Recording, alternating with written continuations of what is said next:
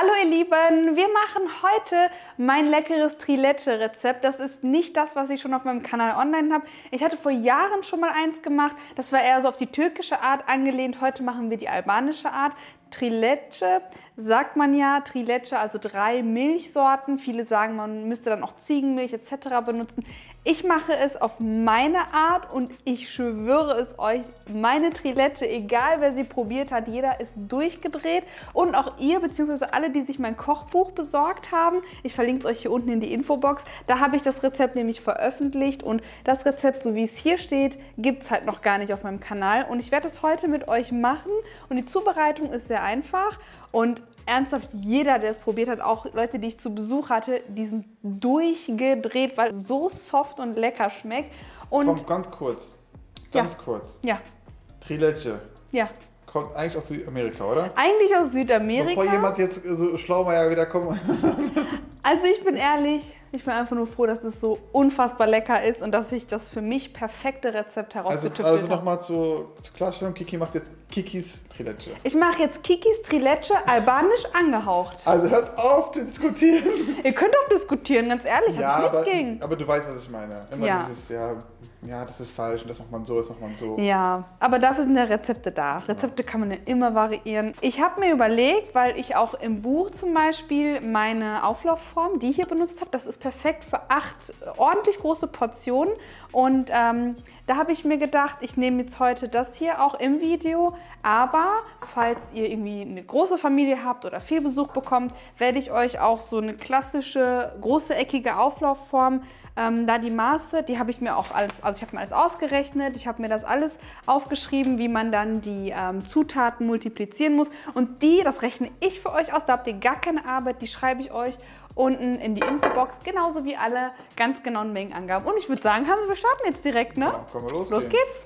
Als erstes werden jetzt die Eier getrennt, das mache ich ganz vorsichtig. Und ganz wichtig ist, es darf nichts, wirklich gar nichts vom Eigelb in die Eiweißmasse. Eigelbe erstmal zur Seite legen und ich wasche schon mal kurz die Hände, ich habe hier alles voller Eiweiß, Moment.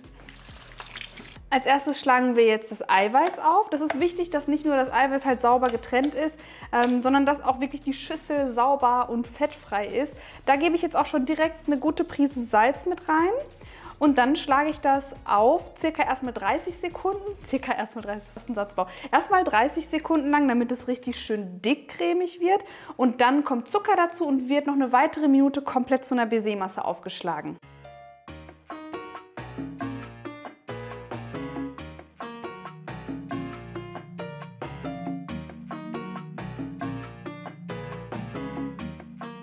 Zur fertigen Baiser-Masse rühren wir dann ganz kurz das Eigelb unter, also wirklich nur so gerade 5 bis 8 Sekunden, bis es sich verbunden hat und die Masse sackt auch nicht ein, sie bleibt richtig schön fluffig und das Rezept ist wirklich Anfänger geeignet und geht auch ganz, ganz schnell, denn den Ofen habe ich auch schon vorgeheizt, da sage ich euch gleich die Backzeit. Ich habe jetzt hier noch ganz normales Mehl und Backpulver und ich werde das vorab ganz kurz miteinander verrühren.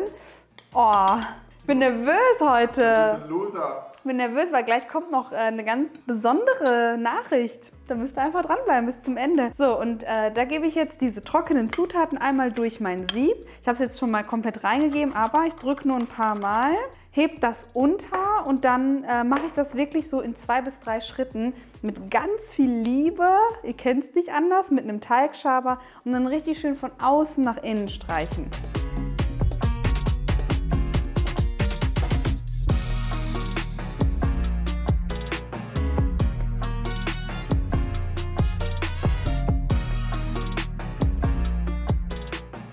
So, der Teig ist fertig, ich habe alles schön und geduldig untergehoben und jetzt nehmen wir uns unsere Backform. Ein Backrahmen funktioniert an der Stelle leider nicht, weil wir haben gleich diese Milchtränke und es schwimmt erstmal in dieser Milchtränke und dann braucht es Zeit, das Ganze einzuziehen. Daher wird es beim Backrahmen unten drunter rauslaufen und das möchten wir unbedingt vermeiden, weshalb hier auf jeden Fall eine Auflaufform bestens geeignet ist.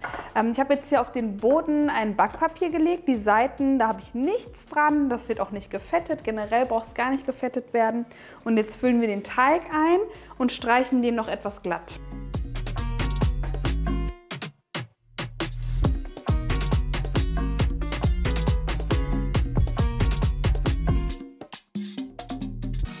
Ich habe auf jeden Fall den Backofen schon mal vorgeheizt. 180 Grad Ober- und Unterhitze. Ich glaube, es waren 25 Minuten, aber alles kann ich mir auch nicht merken, ne? Weil so viel im Backrezept. Deswegen gucke ich nochmal schnell. 25 Minuten, doch, habe ich mir noch richtig gemerkt. Also 25 Minuten wird er gebacken und dann machen wir in der Zwischenzeit auch schon mal mit dem Milchguss weiter. Ich habe voll die geile Formatidee. Erzähl. Ich backe was von deinem Buch. Ja, gute Idee. Wer ist dafür? Schreibt es mal unten rein und ich schmeiß ihn so lange in den Backofen. Was kriege ich dafür, wenn ich das schaffe? Du darfst einen Abend lang gucken, was du willst auf dem Fernseher. Also wie immer. Okay, weiter. Der Boden ist schon mal fertig. Er ist ganz frisch aus dem Backofen. Ich werde ihn jetzt aber für 5 Minuten zur Seite legen. Der darf aber auch nicht auskühlen. Wir machen gleich direkt weiter. In der Zwischenzeit verrühre ich jetzt schon mal 3 Zutaten miteinander, die wir gleich darüber gießen. Und zwar ist das einmal Milch. Dann habe ich noch etwas Sahne. Ich würde auf die Sahne nicht verzichten, weil die gibt echt nochmal so einen ganz anderen Geschmack. Und dann kommt noch gezuckerte Kondensmilch dazu. Und dann verrühre ich das einfach. Und da kommt jetzt noch kein extra Zucker, auch im Teig. Überlegt mal, Leute, ich habe im gesamten Teig nur 50 Gramm Zucker auf 8 Stücke. Also das ist fast nichts. Und hier gebe ich auch keinen Zucker mehr dazu, weil die gezuckerte Kondensmilch reicht mir da an Süße. Und allgemein ist das auch kein Kuchen, der so ultra süß ist. Also gar nicht eigentlich. Der ist einfach, wenn ich jetzt schon dran denke. Aber das Karamell macht das doch ein bisschen aus. Genau, oder? Karamell macht nochmal so einen richtig schönen Abschluss. Und das ist auch so ein Kuchen, da könnte man locker 2 Stücke verdrücken, oder? Das ist so weich. Ich könnte den ganzen Kuchen essen. Ja.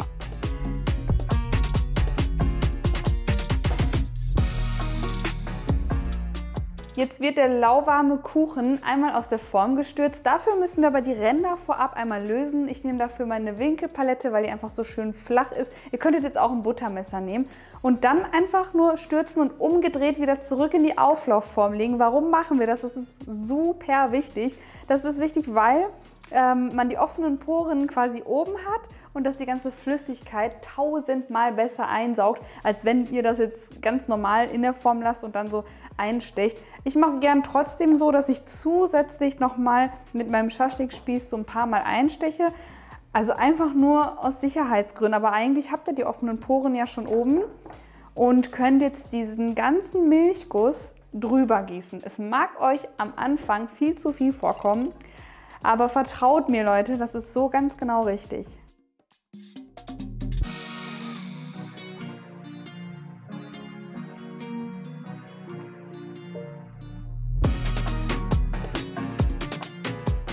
So, hier sieht man noch überall die Milch. Die wird jetzt aber komplett einziehen, also gebt dem Ganzen am besten so 20 Minuten und dann machen wir den Abschluss fertig. So, und jetzt kommt die Karamellschicht. Das ist so das Wichtigste an Trilettche. Und da habe ich mir ja Gedanken gemacht, okay, wie ist das eigentlich? Karamell selbst herstellen funktioniert, erkläre ich euch auch ganz oft in Videos. Aber es ist halt so eine kleine Königsdisziplin, vor allem für diejenigen, die es halt selten machen oder viele verzweifeln dran, weil es dann irgendwie verbrennt oder das Endergebnis einfach bitter schmeckt. Wir haben eine Trilettche-Soße entwickelt und da bin ich ganz stolz drauf, weil das ist halt nicht diese Karamellsoße, die man aus dem Einzelhandel kennt. Da gibt es natürlich schon ganz viele. Das ist so diese typisch albanische Art. Die kommt direkt quasi aus der Tube. Man kann hier einfach, hier ist immer noch so ein Sicherheitssiegel, das nehme ich jetzt ab und dann spritze ich quasi einfach meine Trilettche-Soße direkt aus der Tube auf meinen Kuchen und ich muss vorher nichts erwärmen oder so. Und die Konsistenz ist halt auch ganz anders und ich liebe es einfach. Ich werde es euch hier unten in die Infobox verlinken. Also die Entwicklung hat Monate gedauert. Ich glaube, ich habe es schon irgendwann vor 8 Monaten angeteasert, dass wir da dran sind. Jetzt ist sie endlich da und von der Konsistenz her und vom Geschmack her ist sie einfach perfekt. Und ich wollte halt auch extra so eine riesengroße Tube machen und nicht nur so eine kleine. Damit kommt ihr, wenn ihr das jetzt in dieser Form macht, ich glaube so 3 bis 4 Mal aus. Und auch in so einer ganz großen Auflaufform könnt ihr das mindestens 2-mal benutzen. Und ich fange jetzt einfach mal an, indem ich, ja? Akku ist leer, warte kurz. Okay, so, die Akkus sind wieder aufgeladen. Und ich werde jetzt einfach mal die Soße quasi auf die Oberfläche drauf pumpen. Also man muss halt wirklich nur so ganz leicht die Tube andrücken. Und dann fließt es auch wie von alleine. Ich werde gleich nur noch mal mit meiner Winkelpalette so ein bisschen glatt streichen. Wow, das ist ja toll! Man sieht halt schon, dass es auch durchsichtig ist. Das ist halt wirklich auf albanische Art.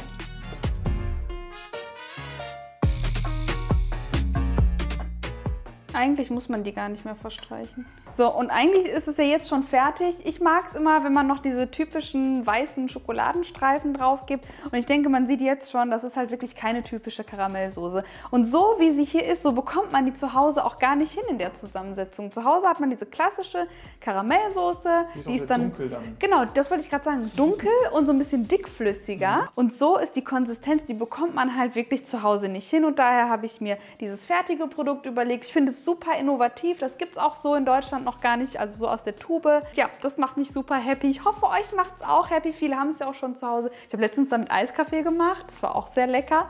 Also ihr dürft es auch für andere Sachen benutzen. Selbst massiv damit Eiskaffee gemacht. Selbst massiv, genau.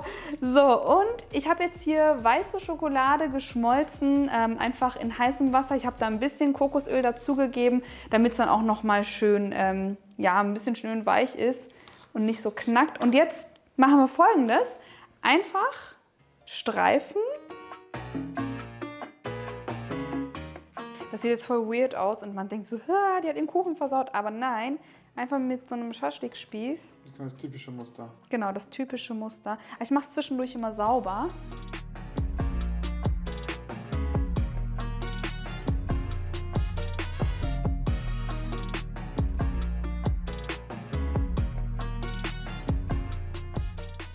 Perfekt. Und fertig ist unser leckeres Trileche. Ich liebe es. Ich liebe das Rezept. Das ist so wie mit dem San Sebastian Cheesecake. Also die beiden stehen für mich auf der gleichen Stufe. Und den San Sebastian Cheesecake habe ich eine Zeit lang jedes Wochenende gemacht. Und das habe ich gerade mit diesem Rezept. Also probiert es unbedingt aus. Ich würde mir von Herzen wünschen, dass ihr mir Feedback unten in die Kommentare schreibt, nicht nur zum Rezept, sondern auch zu meiner Trileche-Soße. Und ansonsten, ja, was soll ich sagen, Leute? Habt viel Freude beim Nachmachen und abonniert meinen Kanal komplett kostenlos, damit ihr nämlich solch genialen Dinge auch nicht mehr verpasst. Und dann sehen wir uns ganz bald bei meinem nächsten Video. Tschüss, eure Kiki.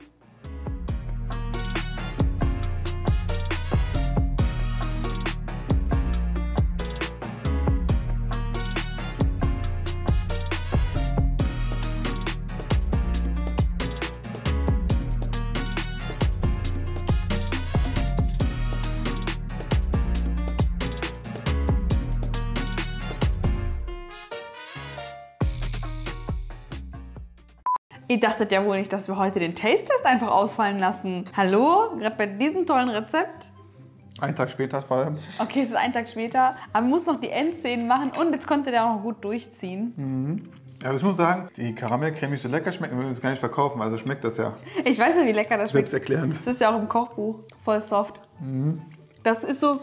Das geht richtig rein. Voll schnell ist es weg, weil es so weich ist. Hier kann man es auch ganz gut sehen. Weißt du, was ich immer cool finde an dem Kuchen? Ich finde, der ist gar nicht schwer im Magen. Ich weiß auch gar nicht, wie das ist, so mit kalorientechnisch oder so. Kalorientechnisch werden wir rausfinden. Erstens habe ich es für mein Buch ausgerechnet und zweitens schreibe ich es ja euch immer unten in die Videobeschreibung. Das ist jetzt neu seit ein paar Wochen oder schon Monaten, ne? Dass wir immer die Nährwertangaben mit dazu schreiben. Der ist gefährlich lecker, Leute. Fühlt sich dann nicht schwer, nicht voll. Das heißt, im Endeffekt, du kannst sogar 2 oder 3 Stücke essen. Ich sag, also ganz ehrlich, ich esse locker noch ein zweites Stück. Locker. Also was lernen wir daraus? Trileche ist ein Must-Bake. Ein Must-Have. Macht unbedingt nach. Kommt zurück zu diesem Video. Und wenn es euch gefallen hat, hinterlasst ein Like und ein Abo und einen Kommentar, wie es euch geschmeckt hat. Und bestellt... Irgendwas, sowas, so eine Tube, ne? So eine braune Tube, ne? Mhm. Ja. Nein, Leute, wenn ihr echt drauf Bock habt, müsst ihr das damit essen. Ja. Das ist einfach so. Weißt du, was das Schwierige ist bei der Karamellsoße auch? Selbst wenn du es hinbekommst, heißt das nicht, dass du das zweite Mal auch hinbekommst. Aber hier kannst du es beim dritten Mal auch hinbekommen. Ja. Trileche-Soße von mir ist sehr ergiebig. Das heißt, ihr könntet das Ganze hier in dieser Form 4-mal machen. 4-mal. Wow! 4-mal! Also, ich wünsche euch noch einen wunderschönen Tag und bis zum nächsten Mal auf meinem Kanal. Tschüss. Ciao. Hast du jetzt so gemacht? Hast du jetzt nicht? Mein imaginärer Regenbogen. Hamza. Ja, komm, mach, ey. Okay. Boah, bis zum nächsten Mal. Diva, ist meine Trileche oder so. Bis zum nächsten Mal auf Kikis Kitchen. Tschüss. Boah, ist das kindlich, ey. Gar nicht. Ich fühle mich gerade im Kindergarten. Nein. Du musst das nachmachen, so. Tschüss. Tschüss. Tschüss.